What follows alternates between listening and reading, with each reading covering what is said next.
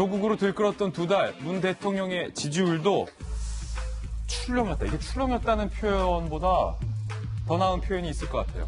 이게 출렁인 건지, 요동친 건지, 들끓은 건지 판단은 국민 여러분께서 해주시기 바라겠습니다. 긍정평가가 41.4%. 다른 여론조사에서는 30%대까지 대통령의 지지율이 추락을 한 바 있습니다. 그런데 그때 그 30%권은 급기야 광화문 집회 이전에 집계됐다는 거였고, 어쨌든 대통령의 지지율은 집권 이래 최대치로 떨어졌고, 대통령을 향한 불만의 목소리는 56.1%, 집권 이래 최고치로 치솟았습니다. 결국 김병 박사님, 집권 3년 차를 넘어서는 문재인 대통령 입장에서는 이 지지율이 가장 신경 쓰였다는 거죠. 네, 지금 보고 있는 것처럼 사실은 41%까지 내려왔다는 것은 문재인 대통령이 대통령 당선 때 받았던 그 득표율과 거의 비슷한 상황까지 내려오게 된 겁니다.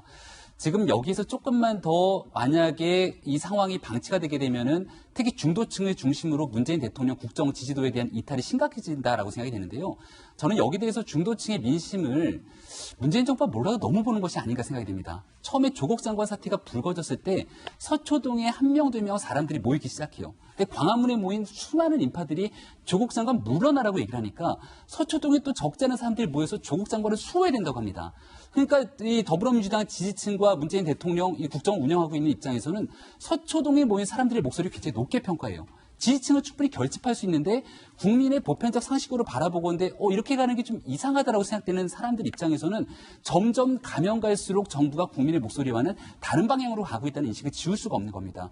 그러니까 지지율이 계속 빠지고 있는 상황 속에서 아직 문재인 정부는 5년의 임기 동안 반환점도 돌지 않은 상황이거든요. 그럼 남은 임기는 도대체 어떤 힘으로 국정을 운영할 수 있는가에 대한 큰 부담감이 될 수밖에 없었다 생각이 되고, 내년 4월이 총선입니다. 작년도 지방선거 같은 경우에는 거의 모든 후보들이 나와서 문재인 대통령과 함께 선거를 치렀어요.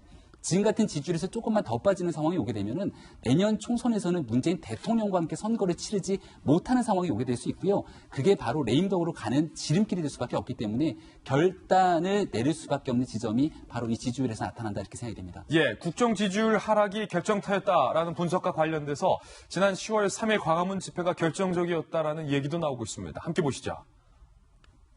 조국 퇴진의 결정적 첫 번째 계기는 10월 3일 광화문 집회에서 문재인 퇴진 구호가 나오자 긴장을 하기 시작했다는 겁니다. 누가? 청와대가. 청와대 핵심 관계자. 관저에서 광화문 집회 함성이 들린다. 문 대통령은 3일 오후부터 의견 수렴에 나섰고 거취 결정을 더는 늦출 수 없다고 판단한 듯하다.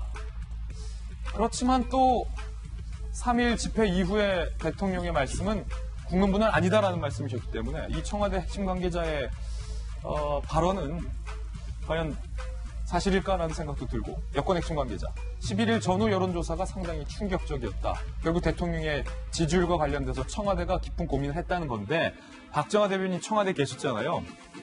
광화문에 10월 3일도 그랬고 또 그 두 번째 집회 때도 그랬고, 정말 많은 사람들이, 거의 뭐 월드컵보다 훨씬 더 많은 사람들이 가득 메워서 제가 현장 취재에 나가기도 했잖아요.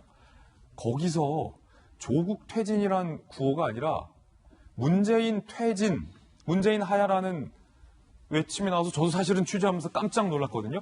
여기서 그 많은 사람들이 외치면 청와대 대통령 집무실에서 이게 얼마나 잘 들려요? 너무 잘 들립니다. 들려요? 사실은 광화문 광장에서 청와대까지 뻥 뚫려 있고요. 거리가 이렇게 멀지 않아요. 저도 2008년도 쇠고기 파동 때 그런 함성 들었는데요. 너무 잘 들리고요. 들어보신 입장에서. 관저에서도 들리고요. 우리 일하는 비서동에서도 그렇고 국민의 소리 너무나 잘 들립니다. 문제는 어느 정권이나 이렇게 권력 가까이 가게 되면 이렇게 시점이 좀 늦는가, 결정을 짓고 결론을 짓는 시점이 늦은가라는 아쉬움이 좀 있어요.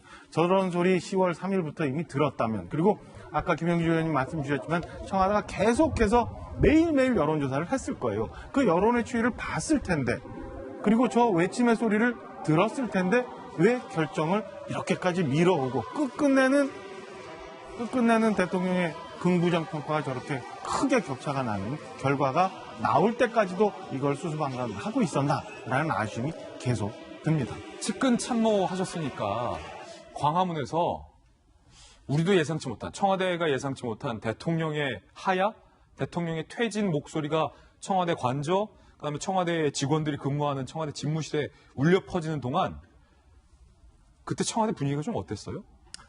뭐 지금하고 똑같지는 똑같진 않을 않겠지만. 테지만 추론을 하면 사실은 청와대는 이 대한민국의 심장이에요. 그러니까 우리나라 대통령제를 택하고 있는 나라에서 청와대가 돌아가지 않으면 대한민국이 안 돌아간다고 보면 되는데 저런 함성들이 광화문에서 들려오고 하면 사실은 올수도입니다. 그러니까 일이 손에 안 잡힌다. 이 실무 직원들 사실은 3, 4, 5 모여서 이 국면 어떻게 헤쳐나가야지 하면서 뭐 차 한 잔 마시고 서로 담소 나누고 있고 그다음에 불편하더라도 일부 핵심 참모들 그다음에 수석들 실장들 대통령 관저 가든 아니면 집무실 가든 모여서 대책회의를 하는데 사실은 속수무책이거든요. 속수무책. 속수무책이니까 그 순간 동안 청와대는 멈춰 있었다고 보면 되는 거고요. 저는 광장에서 시민들 나와서 저렇게 얘기하는 9월 말부터 지금까지 청와대는 아무것도 못했을 거라 추정을 합니다. 예. 자, 정당 지지율은 과연 어떻게 변했을까요? 대통령 지지율에 이어서 정당 지지율도 함께 살펴보겠습니다. 자, 더불어민주당이 35.3%, 자유한국당이 34.4%, 두 정당 딱 붙었어요. 오차 범위 내에서. 아마 두 정당이 이렇게 근접하게 붙은 것에 대해서 민주당도 상당히 충격을 받았을 것 같아요. 그리고 또 하나 중요한 건 바른미래당이 정의당에 앞서고 있다는 것도 정의당 입장으로서는 상당히 충격파가 있었을 것 같습니다. 물론 오차범위 아니긴 하지만 그 흐름세가 바뀌었다는 점에 정당들은 주목할 필요가 있어요. 그리고 또 하나 여론조사 결과가 준비되어 있는데 중도층은 과연 누구를 지지했느냐?